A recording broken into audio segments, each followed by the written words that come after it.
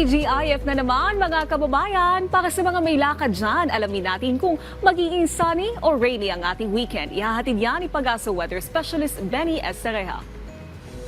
Magandang araw. Para sa lagay ng ating panahon, meron po tayong shear line na nagpapaulan pa rin sa malaking bahagi ng ating bansa habang kapapasok lamang ng low pressure area sa ating Philippine Area of Responsibility. As of 8 in the morning ay namataan ng LPA 935 kilometers silangan ng northeastern Mindanao. Itong low pressure area, mababa pa rin po ang tsansa na maging isang bagyo sa loob ng 24 oras. Subalit unti-unti pa rin itong lalapit sa mga susunod na araw sa ating kalupaan at magpapaulan po sa malaking bahagi ng ating bansa.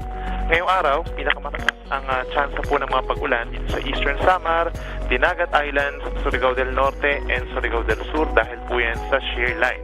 Habang bukas naman po, pinakang uulanin ang Sorsogon, Eastern Visayas, Dinagat Islands, and Surigao del Norte kung saan minsan malalakas po ang mga pag-uulan. Habang meron din tayong mga moderate with at times heavy rains over Romblon, rest of Bicol region, rest of Visayas, rest of Caraga region, Camiguin, and Misamis provinces.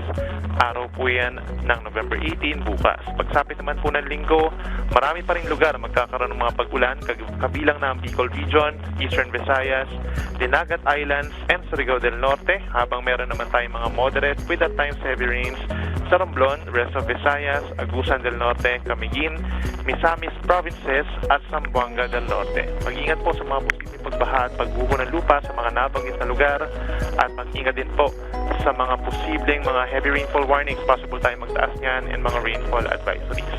Ang natitirang bahagi ng Luzon affected naman po ng amihan or northeast monsoon sa mga susunod na araw, sa mga karanas din ng mga may hina hanggang katamtamang pag-ulan, ang silangang parte pa ng Northern and Central Luzon, habang mayroong mga pulupulong mahinang ulan lamang over Metro Manila at natitirang bahagi pa ng ating bansa.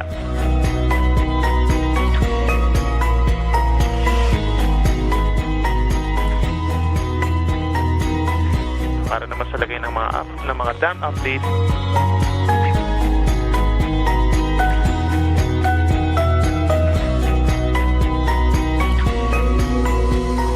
latest mula dito sa Weather Forecasting Center ng Pag-asa.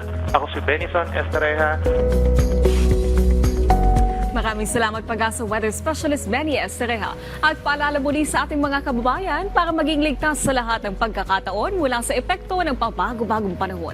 Ugaliing tumutok dito lang sa PTV Info Weather.